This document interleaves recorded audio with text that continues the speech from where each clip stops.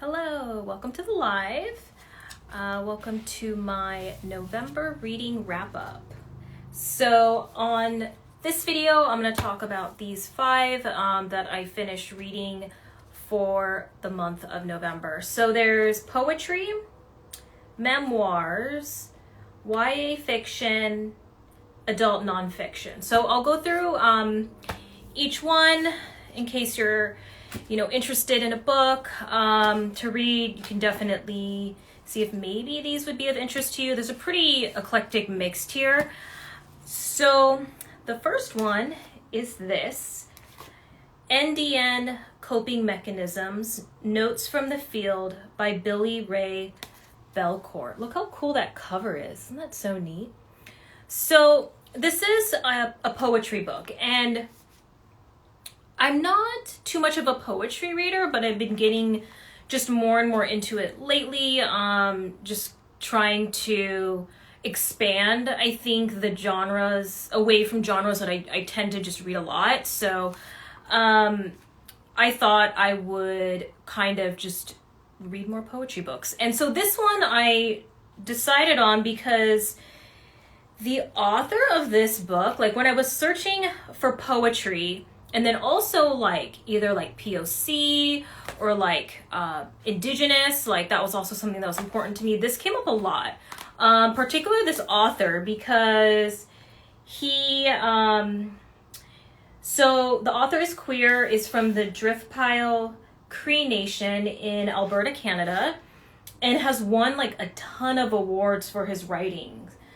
The Griffin Poetry Prize, Edmonton Book Prize, was named Emerging Indigenous Writer, Governor General's Literacy Award. He's a Rhodes Scholar as well. And yeah, so even if you go on his website, you'll see just a ton of awards that he's won for just in general, because he's written other books as well.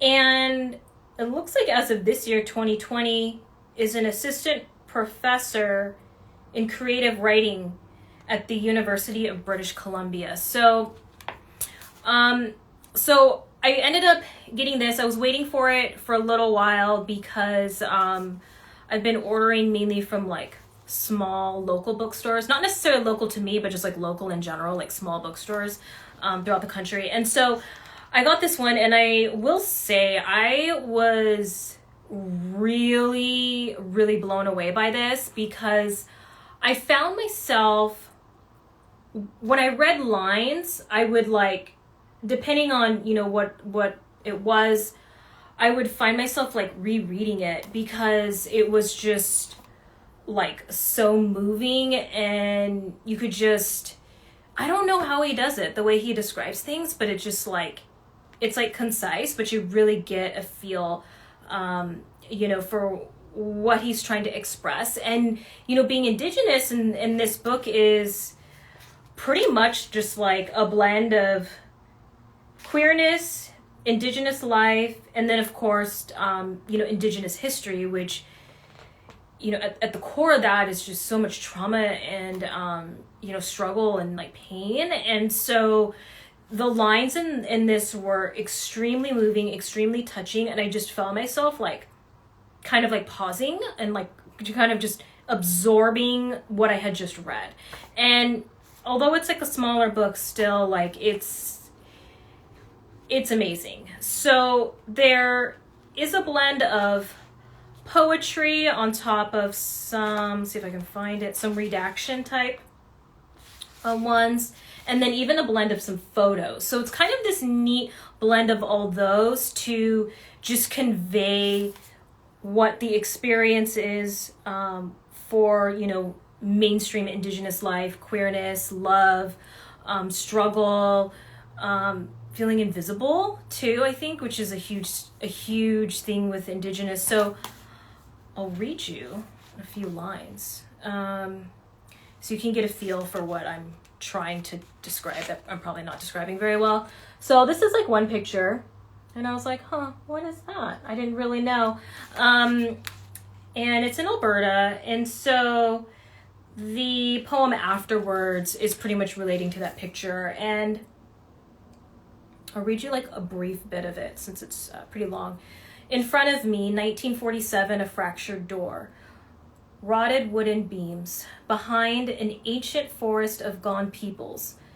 This is what's left of a residential school in Jossard, Alberta. What remains exceeds the infrastructural remains. We are mired in the afterlife of captivity.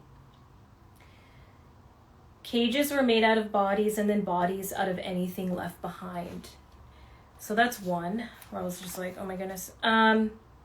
Another one that I just had to like pause and reflect on after I read it. Someone drops dead, but he isn't white, so no one is there to see it. Except everyone is there to see it. They are just too busy thinking about how much they have changed for the better to open their eyes. So I can't recommend this enough. I also kind of wish I read it a little earlier. I know this November was Native American Heritage Month. I know like back in October I did Indigenous Peoples Day. So I kind of, in a way, I wish I would have read it a little earlier so I could have added it to one of my other lives. But either way, I'm glad I did. I definitely want to read more of his work. So that is, and I forgot to mention, NDN is like a internet shorthand for Not Dead Native. So this is NDN Coping Mechanisms by Billy Ray Belcourt. Okay, so there's that. Another book I read, which I finished more towards the end of the month, and this was also on my previous live for Family Caregivers Awareness Month. And it's Welcome to Wherever We Are, a memoir of family, caregiving, and redemption by Deborah C. Cohen. So this book, I don't know if there's many books that talk about like the complexity that's in this book. I know there's a lot of caregiving books out there, but I have to do more searching to see if others also have the complexity of this, and also just like the topic, because essentially what the topic is the author became a caregiver for her father after he had sustained an injury. It was like a fall, like he fell, hurt his hip, and then after that just really declined, which is not uncommon for aging and older adults. And so after that had happened, she definitely took on more of the caregiving role, being an only child, parents were divorced. So she did that, and she took on that responsibility. The complexity of it, though, is that her father was abusive to her. So psychological, verbal abuse. And so this made not only like their relationship like complicated, but also the caregiving aspect. Because if you yourself have ever been a caregiver, or you know someone who currently is, or have heard about it, in general, caregiving for someone, especially someone like a parent who you have like a long history with, a lot of memories, it just in general will bring up a lot. And in this case, it became very complex because of the kind of mixed memories of like some that were of her abuse, and then other memories that where her father actually showed positive behavior. So in that sense, it was kind of confusing. So there's definitely a lot of like complicated family dynamics that's in here. The author is an associate professor of sociology, as well as someone who is very familiar in domestic violence. So that was also like another interesting layer in this book, is that the author does trainings and does specialize in intimate partner violence and domestic violence. So it's like also really interesting, because like there were also nuggets throughout this book where she talked about domestic violence and like knowledge about it, and like kind of this like really interesting experience where like what's going on, and you're experiencing something. This is more in adulthood, like you're experiencing something that you are very much knowledgeable about. So it's like kind of looking at it from the outside, yet you're the one that's like in it. So it's like this really, really interesting, perspective. And ultimately, there's no like right or wrong way to be with a topic like this, and she very much, towards the end, I don't want to like spoil it, but does gain, different perspectives on this and her relationship with her father, and what the caregiving was like. And so this was a super complex book, complex as in like the topics, but it was a really good book because I feel like this is something that a lot of people would experience, but it's not talked about a lot. Like with caregiving, it's very much like you just, caregive. Like you just go through the emotions and you do this, you do that. But, we forget the emotional component of caregiving. And, for something where there's a history of abuse, I mean, it makes it so much more complicated and just what that must be like for someone. So this was a very interesting insight into that, and that's great too that I think she shared her story, and I hope there are more of these books out there. Maybe I just haven't come across them, I don't know. So this is Welcome to Wherever We Are by Deborah J. Cohen. Okay, the next book was from a live before the Family Caregiver's Life. So it was still for the month of November. I did a transgender awareness live for Transgender Awareness Month, and there was also Transgender Awareness Week. So this is Two Spirits, One Heart, a mother, her transgender son, and their journey to love and acceptance by Marsha Aizumi. So this book was cool because it was like from the parents' perspective. So essentially the author of this book, who is a Japanese American author, has experience in education. Like she worked as more in like a administrative level, in education. And so her and her husband had decided to adopt 2 kids from Japan. And her being Japanese herself, like she wanted Japanese kids. So they adopted, and then one assigned male at birth, assigned female at birth. And so for her daughter, when her daughter was in like young adulthood, ended up sharing that she's trans and decided to go through the transition. So this book talks about from the mother's perspective on like what that journey was like, and all the emotions involved and all the different experiences. So it's definitely her perspective. And what's I thought was like really cool about this is like, even though like there was moments of like the unknown and fear that the mother experienced, but yet she used her love as a guide for supporting her son. And the fear wasn't so much like about the identity. The fear was actually for her son's safety, how he would be treated and that. And there were some very like heartbreaking descriptions in this, because her son did experience hate crimes and just being attacked, at like in a parking lot or, just walking around. And that's something that's literally happening today still, because Laverne Cox experienced that with her friend at Griffith Park in LA this week. So this is stuff that's like continuing to go on.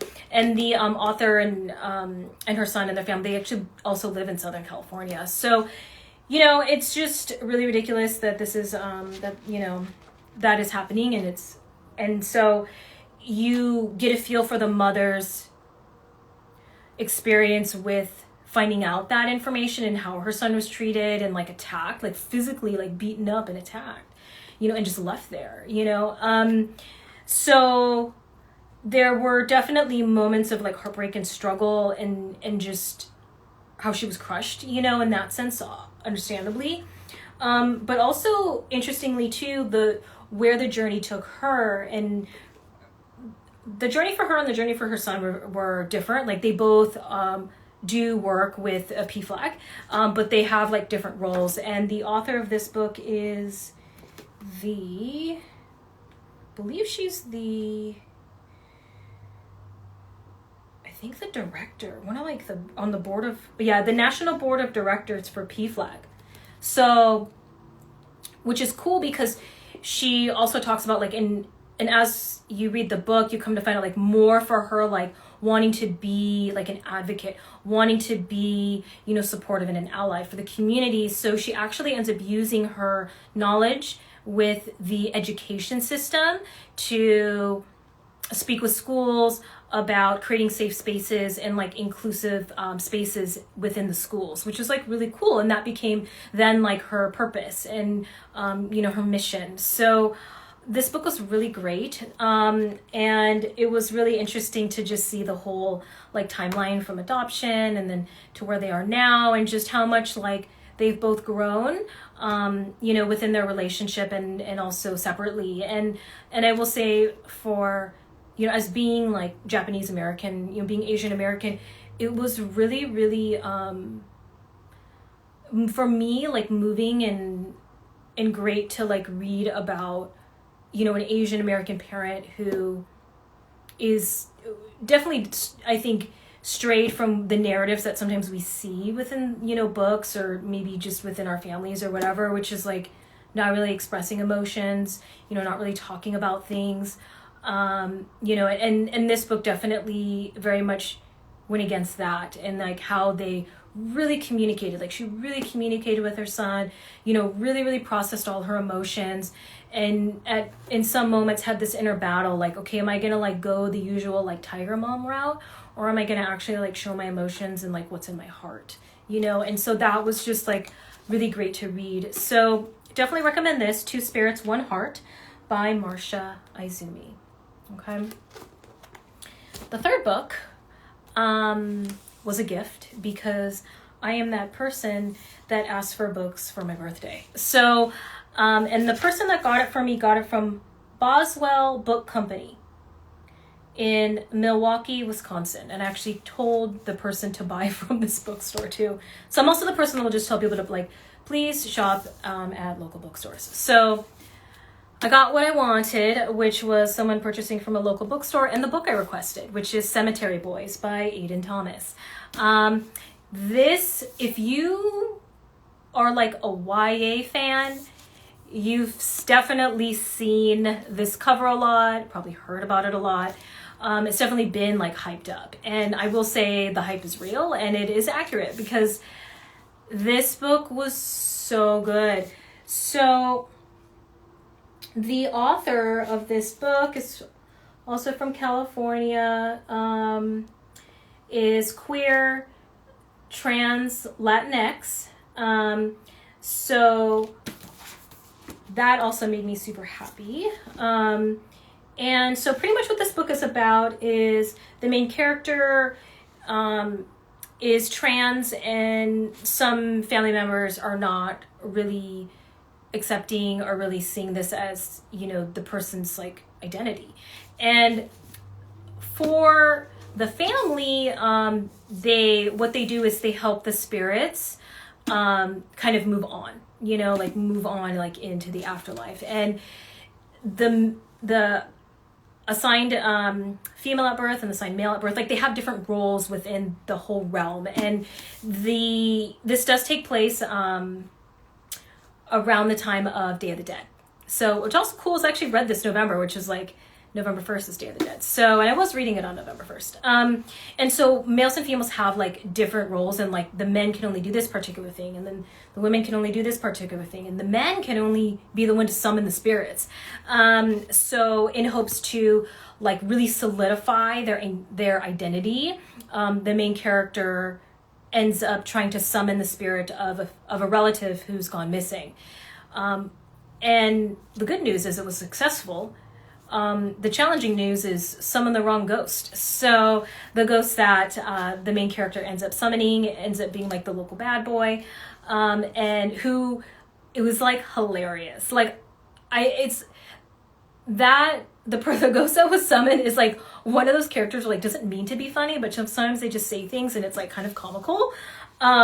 So this book talks about that. And then, also, themes of like, acceptance, support, sharing, their identity, love, family, and also just the whole like Day of the Dead experience, like the descriptions in the book, I could very much like picture it. And I've also like been to different Day of the Dead like events, and like I've been to Hollywood Forever. That was like my first one, was Hollywood Forever, and that one was like really cool.